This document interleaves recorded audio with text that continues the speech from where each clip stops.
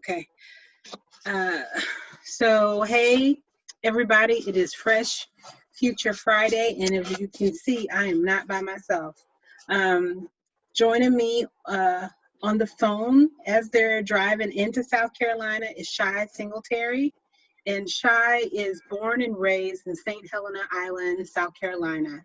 Her Gullah upbringing instilled a respect for her mother's ancestors and a strong love of history. Her love and respect for Black women blossomed at Spelman College, and she fueled her drive to create safe spaces for Black women around the world. As Chief Reparations Officer and co-founder of the Cypress Fund, Chi supports leaders of color doing social justice work and writes about queer Black social justice. So thank you so much, Chi, for joining us this morning. How are you doing? Doing pretty good. Super happy to be here and am a proud supporter of Fresh Future Farms. And we are so thankful that we are receiving support from your organization. And matter of fact, it was because of me coming to you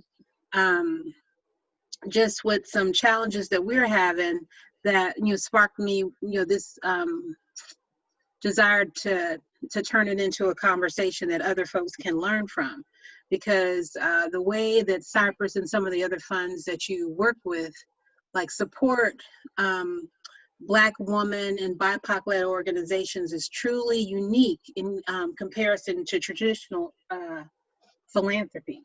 So I wanted to ask you, what are some of the challenges and pitfalls that you saw in traditional philanthropy that led to the work that you are doing with Black women and BIPOC-led organizations? Yeah, I would say some of the biggest challenges with traditional philanthropy is honestly that it is too traditional. So it's really situated in a white supremacist, patriarchy, charity framework versus actually being situated in a conversation about community and a conversation about what it means to do and to help support authentic transformational change and what it means to allow folks to bring their full selves to the work. Another thing that I'll say is, as a Black woman, I go into every job that I have thinking about my community, right? So thinking about where I'm from, thinking about my folks and how I get to bring them along. But I've often found that traditionally philanthropy really frowns on this. So you get hired because you have this unique experience, you have this unique relationship with these folks that traditional philanthropy cannot seem to get to, but then you're really highly discouraged from being able to use that experience or have it influence your grant making. And something I'm incredibly grateful for is that in every role that I've had, whether it's at Solidarity Network or Amplify Fund or even at Cypress, where I'm CRO, I've always been able to break through that barrier and really speak to why the things that make me so in touch with community is what makes for really impactful grants and how it helps me to do my work the best. Yeah. Oh, you said three mouthfuls right then. But one of the things that I want to touch on and the experience that you had in the traditional nonprofit organizations is I'm sure with a lot of Black-led and BIPOC-led organizations, the folks who are in leadership had those experiences and felt the need to step out of traditional philanthropy and nonprofit organizations to do something impactful. So can you talk more about bringing your true self to the work and how that was frowned upon or threatened in these traditional spaces? Yeah, I mean, I think one of the things that stands out the most to me is I sound like I'm from South Carolina. I sound like I'm from the South. And I can distinctly remember one of my earliest experiences in philanthropy was someone asking me to clean up my accent just a little bit, to which I was like, what accent?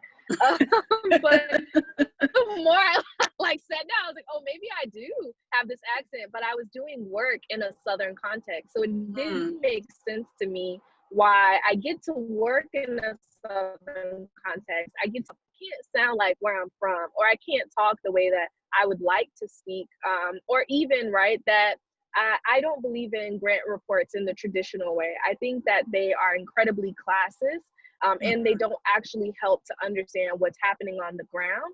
And they feed into this white-centered data framework that nonprofits and foundations tend to have, instead of doing the actual relationship building necessary to understand how work is growing and how ecosystems is changing. So that's another space where I really kind of push back against that in every philanthropic job that I've had, where I've really pushed, where either I just don't collect them from my grantees, I may write them, but we have a conversation, and I'm happy to write that report versus having someone spend their time doing that writing.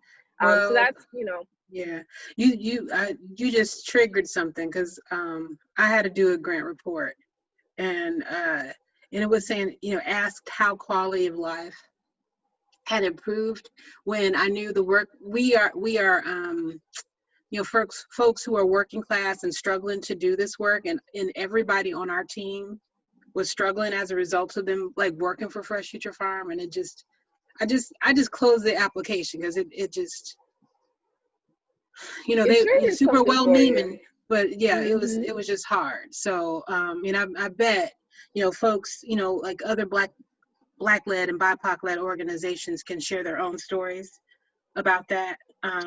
Yeah, thank you so much. This is just going to open some minds, hopefully. But I wanted to ask another question. So what approach does Amplify, Cypress, and Solidaire take in funding BIPOC-led organizations, and what's your reasoning behind your methods? You talked about some of them just now.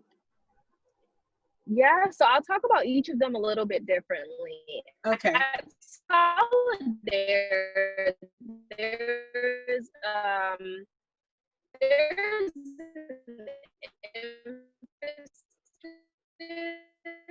Hold on a second, Chi. I'm gonna pause. Okay, so Chi, what approach does Cypress take in funding Black and BIPOC-led organizations, and the reasoning behind your methods? And you talked a little bit about them already. Yeah, so we're really clear in saying that we fund Black things and we fund people of color things that talk about and engage around anti-Blackness. And that's really particular. It's very difficult, and people often frown upon within philanthropy, you saying like, I fund Black stuff.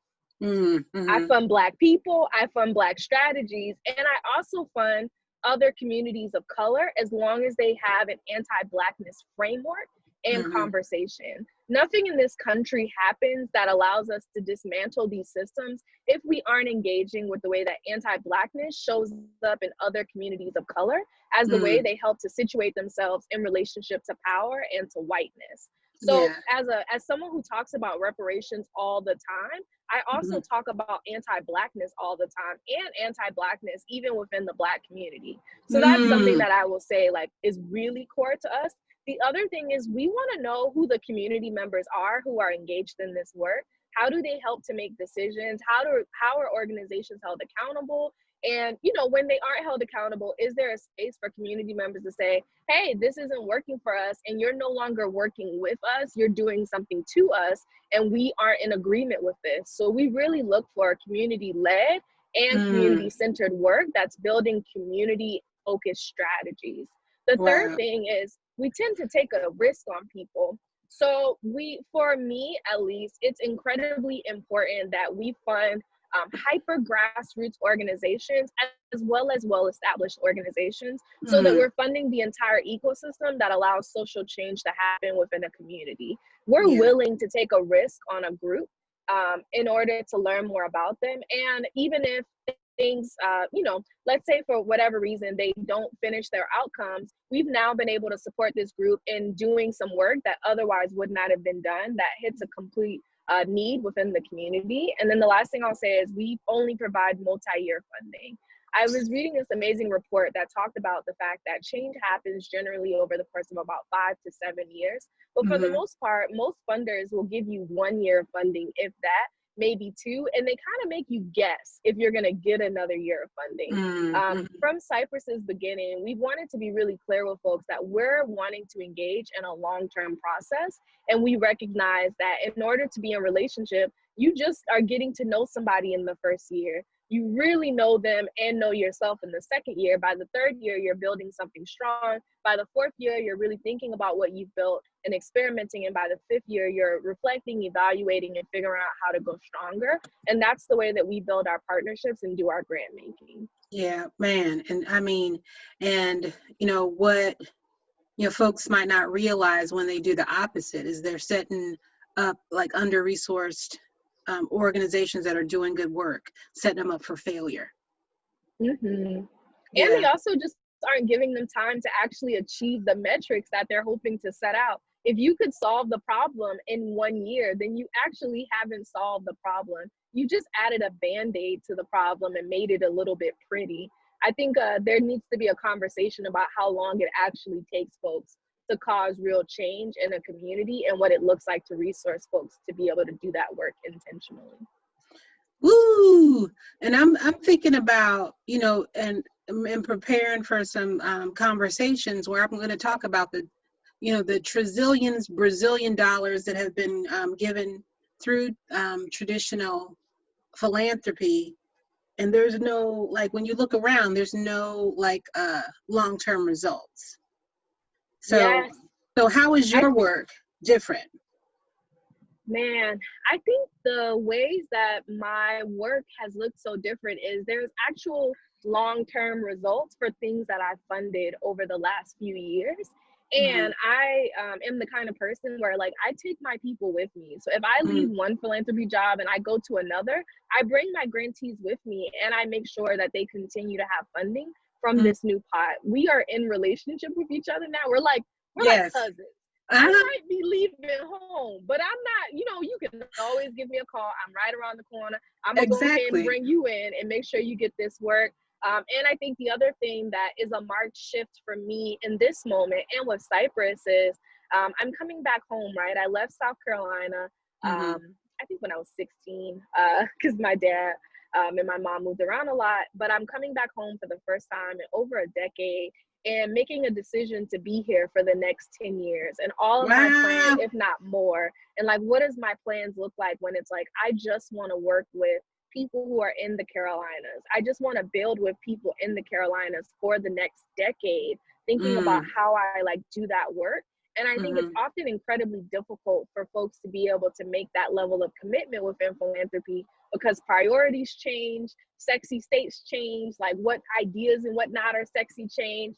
And, they aren't able to make this level of commitment. But something that's unique about my work is that Cypress is going to be here for a while. And even if I'm not at Cypress for the entire time, I will be here, I hope forever, but at least for the next 10 years. And that's the metric that I'm really kind of setting myself at. So when I think about 2030, what has happened in communities that makes me know that the work we've done has changed? Something that I think I would lift up, right, is that there is more social justice funding within the state of South Carolina, whether that be directly from Cypress or from other partners and other foundations, individual donors within the state. That there are at least 100 Black women and femme leaders who are leading nonprofits and are connected in some level of network over the next 10 years.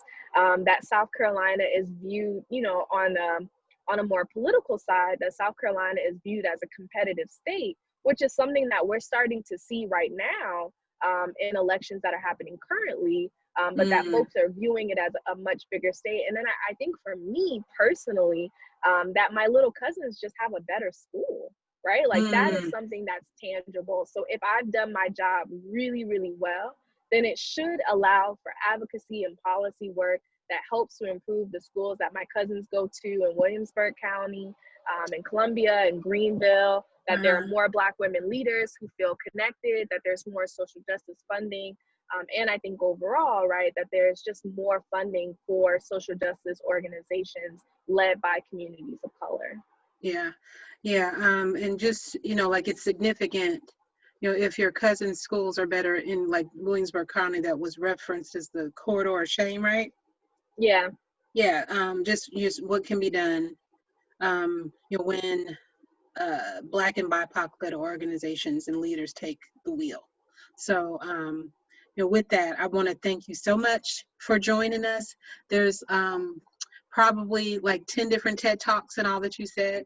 And I appreciate you and the ability that, you know, when we are challenged, not only can I like text you and ask for, you know, or like talk about resources, but also like you use like what information you have to also like network or help us with networking. So thank you so much, Chi.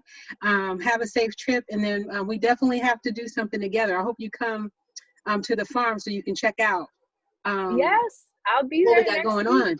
Probably Yay! on Tuesday. So I'll be swinging by to see y'all, and I have a gift for you. So I will be swinging by to see y'all, and I'm always so grateful to be in this space. So, you know, whatever you need, I'm happy to come through and support. Oh, and while I'm here, I should plug Cypress has an open grant cycle through the end of the month, multi-year funding for social justice-led organizations in North and South Carolina. Deadline is October 31st. And if anyone has any questions, if you tag me in this, they can just DM me or the Cypress account, and we'll answer any questions. Okay. And is there a website just so we can have that recorded as well?